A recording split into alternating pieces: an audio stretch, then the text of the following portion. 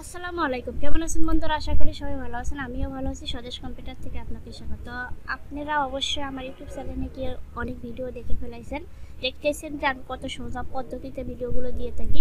তো আজকে আমরা দেখবো কীভাবে অনেকগুলো ফোল্ডার বানানো যায়। তো সেটা করার জন্য প্রথমে আপনাকে দেখেন, আমরা সাধারণত যেভাবে ফোল্ডার বানান, এখানে গিয়ে রাইট বাটন করে নিউ ফোল্ডার, যেমন এখানে গিয়ে লিখলাম মালা, যেমন ধরেন এরকম করে আমার 10-12টা ফোল্ডার বানানোর প্রয়োজন হয়, তখন কিন্তু অনেক সময়ের ব্যাপার 10টা ফোল্ডার বানাইতে। তখন আমি একটা সহজ পদ্ধতিতে আমরা সেটা বানাইতে পারি।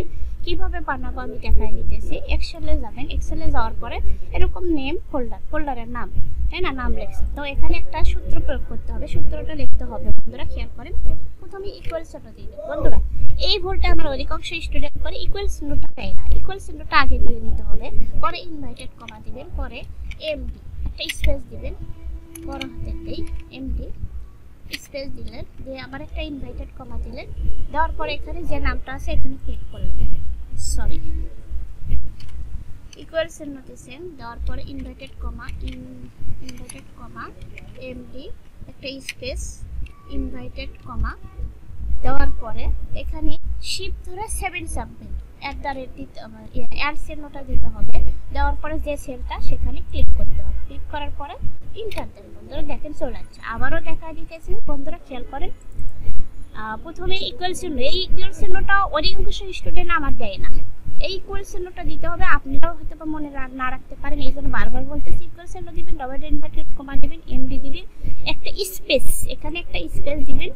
স্পেস দেওয়ার পর ইনভার্টেড কমা দেবেন, শিফট ধরে 7 অ্যান্ড চিহ্নটা দিবেন, পরে যে সেলে আসার লেখাটা সেই সেলে দেওয়ার পর ইন্টার দিবেন কিবোর্ড থেকে। দেওয়ার পরে বন্ধুরা খেয়াল করেন, এখানে কার্সরটা রাখবেন।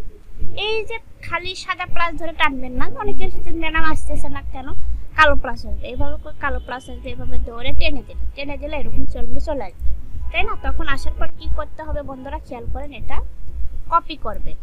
কি করবেন? কপি করবেন। এটা ব্লক করে নেই, ব্লক করে কি করবেন? কপি করবেন। এখান থেকেও কপি করা যায়, অথবা রাইট বাটন করেও কপি করা যায়, অথবা কন্ট্রোল সি দিয়েও কপি করা যায়। তাহলে কপি করলাম, যে যেটা দেয় মিনিমাইজ করে দিলাম। এখান থেকে নোটপ্যাড একটা অপশন আছে, কি আছে? সার্চ অপশনে গিয়ে নোটপ্যাড, যদি আপনাদের এখানে না আসে তাহলে আপনি এখান থেকে লিখে নেবেন NOT, আর দিলে ফলে NOT দিলে ফলে আপনার নোটপ্যাড আসে। অনেক সময় সার্চ অপশনে থাকে না, তখন আপনি নোটপ্যাড লিখলেই চলে আসবে। তুমি ক্লিক করবেন, ক্লিক করার পরে এখানে কন্ট্রোল V পেস্ট করে দিলাম। কি দিলেন? কন্ট্রোল V পেস্ট করে দিলাম, অথবা রাইট বাটন করেও পেস্ট করে দিতে পারেন। তারপর কন্ট্রোল S চাপবেন, কন্ট্রোল ধরে S, অথবা আপনি এখান থেকে ওই সেভ ফাইল অপশনে গিয়ে সেভ, বুঝতে পারছেন? কন্ট্রোল S দিলেও হবে, এখান থেকে ফাইল অপশনে গিয়ে সেভ দিলেও।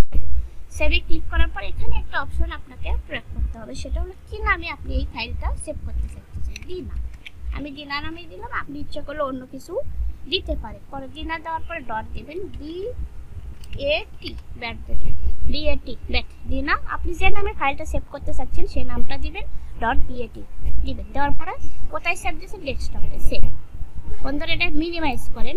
আমি কিন্তু দিনা নামে সেভ করছি। এখানে জাস্ট 2বার ক্লিক করেন, বন্ধুরা খেয়াল করেন, আসবে অটোমেটিক অনেকগুলো ফোল্ডার তৈরি হয়ে গেছে। আগে কিন্তু এটা হয় নাই। তারপর আমি এক্সেলে যাই, দেখেন আখি, তারপরে হলো দেলোয়ার, দুলালি, দিনা, মিল আছে নাকি দেখি।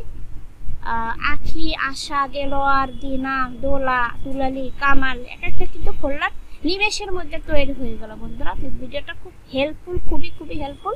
আপনারা বেশি না, 1 থেকে 2বার ক্লাসটা দেখবেন, আপনি অটোমেটিক শিখে যাবেন। বন্ধুরা ভিডিওটি ভালো লাগলে অবশ্যই সাবস্ক্রাইব করবেন। আর পাশে তো যারা আছে তাদেরকে অসংখ্য ধন্যবাদ। বৃষ্টি আসতেছে, একটু শব্দ হবে, এই জন্য তাড়াতাড়ি ক্লাসটা শেষ করলাম।